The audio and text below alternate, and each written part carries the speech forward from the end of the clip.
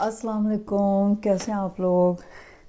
मैंने आपके लिए लास्ट टाइम MCQ 73 किया था और थैंक यू सो मच जिन लोगों ने भी मुझे बड़े अच्छे कमेंट लिखे, तो मेरा दिल बहुत खुश हो जाता है। तो आप प्लीज़ कर दिया करें ना, ठीक है। ज़रूर कमेंट किया करें। अच्छा, आज जो है ना फिर हमारे पास है MCQ 74। ये मैंने new England journal of medicine से ही लिया है, February 13, 2024, ठीक है। तो बिल्कुल रीसेंट, मतलब लास्ट मंथ का ही है। तो इसमें देख लेते हैं कि उन्होंने क्या बताया।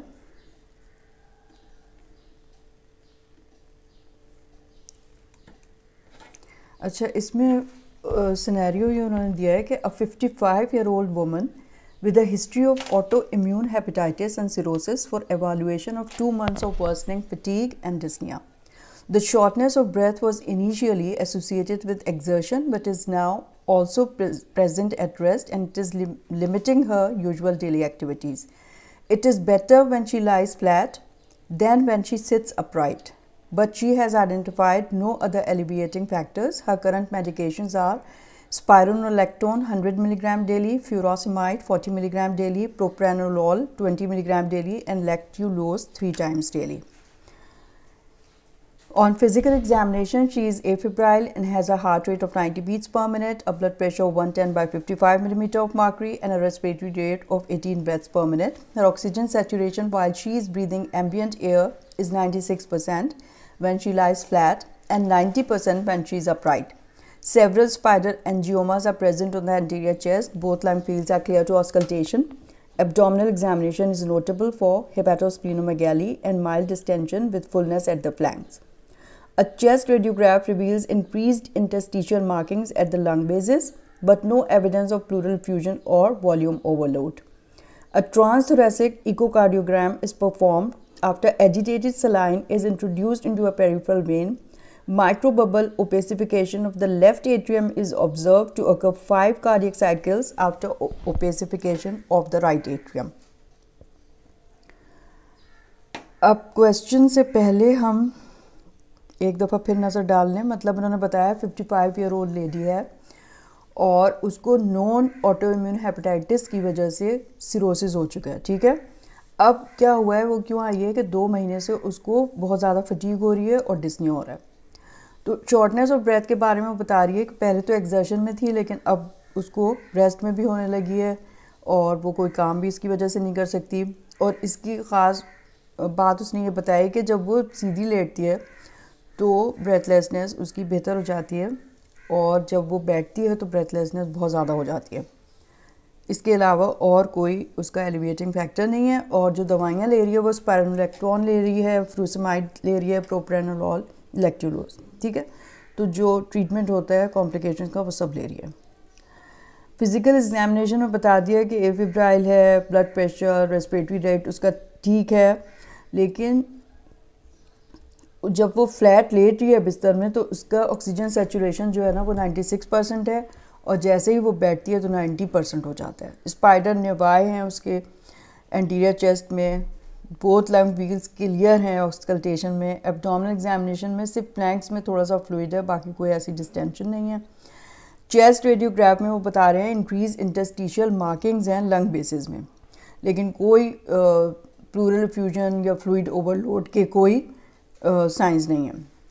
ट्रांसथोरेसिक एकोकार्डियोग्राम जब किया है उसका तो माइक्रो बबल ओपेसिफिकेशन, मतलब जब सलाइन इंजेक्ट किया पेरिफेरल वेन में तो micro bubble opacification left atrium में हो रही है 5 कार्डियक साइकिल में, और फिर जो है जाके राइट एट्रियम की होती है, ठीक है। अब क्वेश्चन वो ये पूछ रहे हैं कि which one of the following next step is most appropriate for this patient.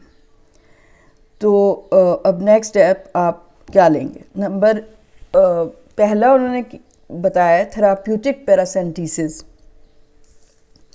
दूसरा है रेफरल टू लिवर ट्रांसप्लांटेशन, तीसरा है इंक्रीज डेली डायूरेटिक डोजेज, चौथा है ट्रांसजुगुलर इंट्राहेपेटिक पोर्टोसिस्टमिक शंट, और ई है सप्लीमेंटल ऑक्सीजन थेरेपी। तो आप क्या करेंगे, इसको एक एक करके देख लेते हैं।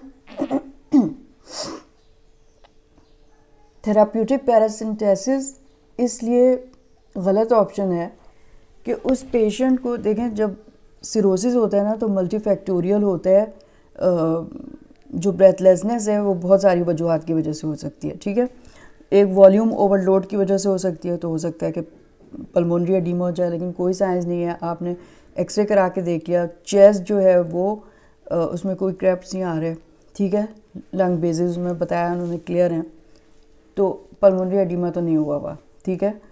तो एक कॉज ब्रेथलेसनेस की वो तो एक्सक्लूड हो गई। दूसरे क्या होता है कि इतना ज़्यादा टेंस एसाइटिस हो जाए कि डायफ्राम की जो मूवमेंट है ना वो लिमिट होने लगे, उसकी वजह से भी होने लगती है ब्रेथलेसनेस, ठीक है। तो इसको टेंस एसाइटिस नहीं है, क्योंकि ये एडिक्वेट डोजेस भी ले रही है डाययूरेटिक्स की, स्पाइनोलेक्टोन भी ले रही है 100 मिलीग्राम, 40 मिलीग्राम लेसिस ले रही है फ्यूरोसेमाइड यानी कि, ठीक है। तो इसको जब इतना टेंस एसाइटिस ही नहीं है तो थेराप्यूटिक पैरासिंथेसिस का कोई सवाल नहीं होता, तो ये गलत है।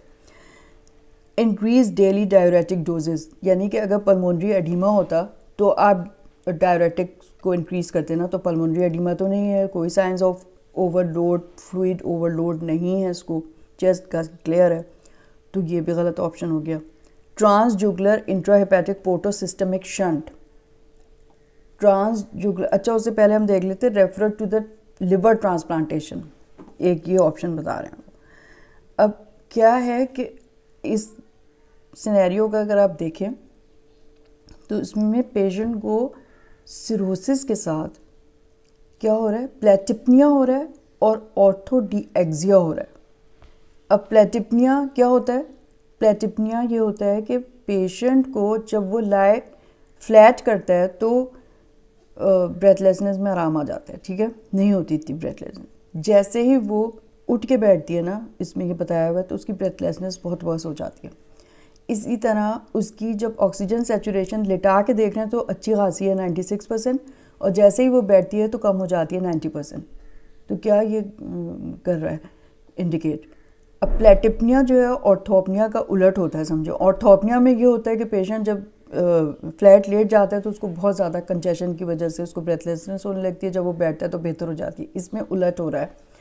तो ऑर्थोडीएक्सिया क्या है, ऑर्थोडीएक्सिया यानी कि जब पेशेंट फ्लैट लेट रहा है तो उसकी सैचुरेशन बेहतर हो जाए, ठीक है। इसमें बताया है कि जब फ्लैट लेट रही है वो तो 96% है, और जब वो बैठ रही है तो 90% हो रही है। इसका मतलब है कि उसकी डी सैचुरेशन 5 या मोर देन 5% से कम हो जाए अगर वो बैठे, तो उसको हम कहते हैं ऑर्थोडीएक्सिया, या फिर ये कहते हैं कि 4 मिलीमीटर ऑफ मर्करी से पार्शियल प्रेशर ऑक्सीजन का कम हो जाए, या ज़्यादा कम हो जाए बैठने से, ज़्यादा हो जाए लेटने से, ठीक है। तो उसको हम कहते हैं ऑर्थोडीएक्सिया।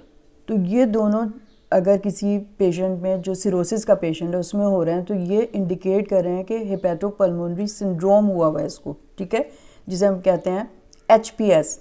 तो हेपेटोपल्मोनरी सिंड्रोम की तरफ ये इशारा कर रहा है। और होता क्या है वो, मतलब हेपेटोपल्मोनरी सिंड्रोम जो है वो एक कॉम्प्लिकेशन है सिरोसिस की, और उसमें आर्टीरियल हाइपोक्सीमिया होने लगे अगर पेशेंट को सिरोसिस के, without underlying any lung disease, जो किस वजह से हो, ड्यू टू पोर्टल हाइपरटेंशन, जो इंट्रापल्मोनरी आर्टीरियल डायलिटेशन हो जाती है, उसकी वजह से जो ब्लड है ना वो राइट टू लेफ्ट शंट बन जाती है, उसकी वजह से ब्लड जो है डीऑक्सीजनेटेड ही राइट एट्रियम में पहुंच जाता है, ठीक है।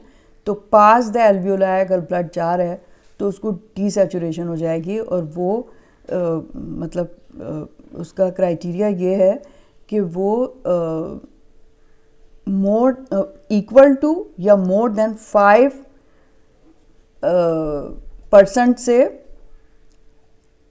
ज़्यादा हो जाए।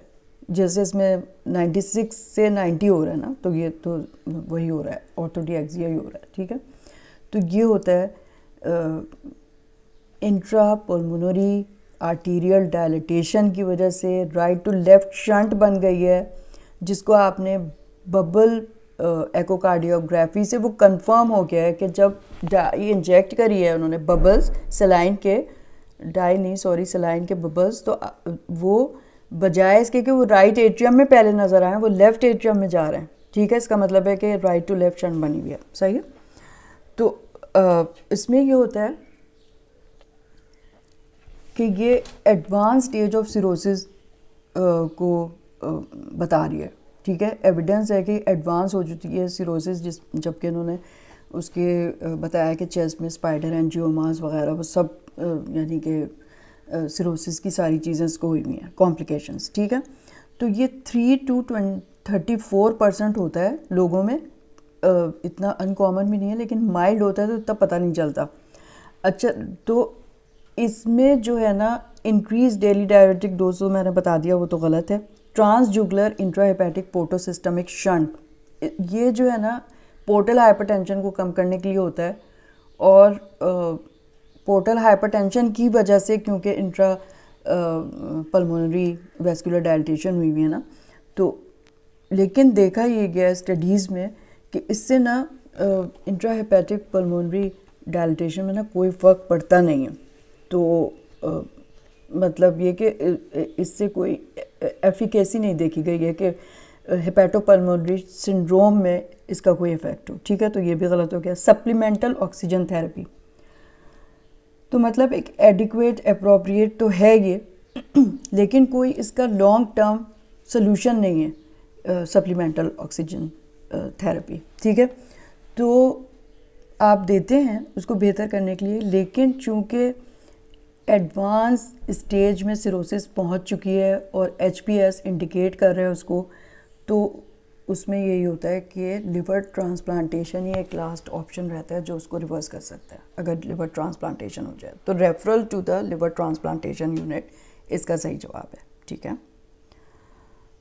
अब की लर्निंग पॉइंट इन्होंने भी यही बताया कि in a patient with cirrhosis and portal hypertension the findings of platypnea and orthodeoxia and evidence of intrapulmonary shunting on echocardiography with a bubble study are consistent with hepatopulmonary syndrome. अच्छा, आप या तो bubble echocardiography से इसको diagnose कर सकते हैं या फिर technetium labelled macro aggregated albumin perfusion lung scan से भी कर सकते हैं उसको, ठीक है। हेपेटोपल्मोनरी सिंड्रोम उससे कंफर्म हो जाता है। ये सब मैंने आपको बता दिया है। अच्छा, एक दूसरी चीज़ उन्होंने बताई थी कि एक्सरे में, उसके चेस्ट एक्सरे में इंक्रीज इंटरस्टिशियल मार्किंग्स हैं उसके लंग बेसिस में। तो ये जो है ना इंट्रा पल्मोनरी वेस्कुलर डायलिटेशन की वजह से ये मार्किंग्स नज़र आती हैं, लेकिन कभी होता है कि भाई it should not be taken as interstitial lung disease evidence, ठीक है। क्योंकि जो डेफिनेशन है वो ये है कि आर्टीरियल हाइपोक्सीमिया सिरोसिस के पेशेंट को होने लगे without any underlying lung disease, ठीक है। तो ऐसी कोई लंग डिजीज़ उसको नहीं होनी चाहिए। तो ये जो इंटरस्टिशियल मार्किंग्स हैं ना, वो उसको इंट्रा पल्मोनरी वेस्कुलर डायलिटेशन की वजह से नज़र आती हैं, ठीक है। तो इसकी डायग्नोसिस यानी कि इस तरह से आपने बबल एकोकार्डियोग्राफी में कंफर्म कर ली। तो HPS में फिर यही है कि उसको आप रेफ़र करें, लिवर ट्रांसप्लांटेशन ही उसका सही इलाज है, ठीक है। अच्छा, लेकिन ऑक्सीजन दें तो वो बेहतर हो जाता है, तो ऑक्सीजन दे देनी चाहिए। फिर यही होता है कि 88% से अबव रखनी होती है उसकी सैचुरेशन, लेकिन इस पेशेंट में तो इतनी ख़राब हुई नहीं है अभी, उसकी 96 से 90 आ रही है, ठीक है, सही है। तो आप मुझे ज़रूर बताइएगा आपको कैसा लगा। अच्छा, ये देखें, ये मैं दिखाती हूँ आपको, कितना खूबसूरत है ये गुलाब का फूल। पता है किसने दिया मुझे? मेरे स्टूडेंट्स ने दिया है मुझे। अभी नया बैच आया ना फर्स्ट ईयर का, अभी पढ़ाना शुरू करूँगी मैं उनको। तो उन्होंने बड़ी अच्छी, हमने सेलिब्रेशन की थी 8th को वुमेंस डे की, तो उसमें उन्होंने मुझे ये दिया था, बल्कि सारे HODs को ही दिया था, सिर्फ मुझे नहीं। तो मैं तो बहुत ही खुश हूँ ना, मुझे अच्छा लगा, इतनी मैं हैरान हुई ना कितना अच्छा चेस्टर है ना, देखें हसीन। और ये फ्राइडे को दिया था उन्होंने मुझे, आप देखें मैं इतनी एहतियात से इसको पानी रोज़ बदल देती हूँ मैं, तो ये अभी तक फ्रेश है ना। अच्छा, और मैं एक बात बताऊँ आपको कि मैं एग्ज़ामिनर हूँ मैं, ये JSMU मुझे बुलाता है, तो मेडिसिन का मैं एग्ज़ाम लेने गई थी, फाइनल ईयर MBBS का। तो मैं आपको बताऊं कितने कैसे कर रहे थे, बिल्कुल स्टूडेंट्स बहुत ही, मुझे तो अफसोस हो रहा था, पता नहीं क्या कर रहे हैं कि ठीक से पढ़ते ही नहीं है। तो मैंने वो जो वहाँ पे एक असिस्टेंट प्रोफेसर आए हुए थे, तो उनसे मैंने कहा कि ये स्टूडेंट्स तो कुछ आते ही नहीं है इनको। तो वो कहने कि आप इन स्टूडेंट्स को रो रही हैं, MBBS के स्टूडेंट्स को, फाइनल ईयर के। आप ज़रा देखें FCPS पार्ट 2 के जो स्टूडेंट्स हैं, जो मॉड्यूल के एग्ज़ाम के लिए आ रहे होते हैं ना, उनका भी यही हाल होता है। मैंने कहा अल्लाह नहीं भाई, मुझे यकीन नहीं आया। लेकिन क्या मतलब, वो कहते हैं आते ही नहीं है बोर्ड में, एग्जामिनेशन ही नहीं करते हैं ये लोग। बताएं आप ज़रा, और बस सिर्फ वीडियो देख देख के इनको एग्जामिनेशन ये सीखते हैं, और वो इतना गलत सलत बस कर रहे हैं। रस्में सारी पूरी हो रही हैं, पता ये नहीं है कि परकस कर रहे हैं, तो उससे क्या मतलब, आपको कुछ असेस भी तो करना है ना। कोई चीज़ नहीं आपके दिमाग में, आप बस हिस्ट्री लिए जा रहे हैं, फजूल अलटिप। बड़ा मुझे बहुत अफसोस हो रहा था। तो मैं कहती हूँ कि भाई किस लिए, मतलब ऐसे स्टूडेंट्स पे मतलब आना ही नहीं चाहिए ना। क्यों इतना शौक़ होता है फिर आने का। और जो भी प्रोफेशन कोई चूज़ करे, उसमें आपको पूरा दिल लगा के करना चाहिए ना। मेडिसिन तो ऐसा है कि भाई इसमें तो जान का वो होता है, तो ये तो बिल्कुल भी इस चीज़ के मतलब कोई तवक्को नहीं कर सकता कि आप ऐसे इससे पास होने के लिए पढ़ रहे हैं और कोई दिलचस्पी नहीं है आपको पेशेंट देखने से, आप ना जा रहे हैं। तो मैं भाई आप लोग को कह रही हूँ कि इतनी ख़राब बेस अब जब बन रही है MBBS के स्टूडेंट्स, यानी कि मैंने स्टूडेंट से पूछा कि आप अगर पास हो गए तो बस डॉक्टर बन जाएंगे आप? सोचें ज़रा, फाइनल ईयर का मेडिसिन का वाइवा। कुछ स्टूडेंट्स अच्छे भी होते हैं, ऐसा नहीं है कि सभी ख़राब होते हैं। तो मैं कह रही थी कि बहुत अच्छे से आप लोगों को करने की ज़रूरत है भाई। आप जाएँ और प्रैक्टिस जो है ना वो होनी चाहिए ना आपको। आप देखते रहेंगे पेशेंट्स को एग्जामिन करते रहेंगे तो आपका हो जाएगा, खुद ब खुद आपको आ जाएगा। और इवन जब कोई कर रहा हो, प्रोफेसर बता रहे हैं या कोई भी आपको बता रहा है, आपका सीनियर आपको बता रहे, उसको ही देखें कम से कम। देखने से भी बहुत, ऑब्ज़र्व ही कर लें उसको सही तरीके से, फिर करके देखें खुद। हर पेशेंट की हिस्ट्री लें, हर पेशेंट का को एग्जामिन करें। बहुत बुरा हाल था, सच कह रही हूँ, मुझे बड़ा अफसोस हुआ।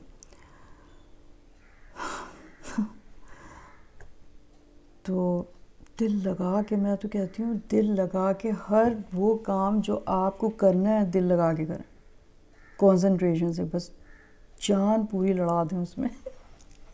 तो ठीक है, तो ज़रूर मुझे आप कमेंट कीजिएगा। Okay, thank you so much. Okay, खुदा हाफ़िज़।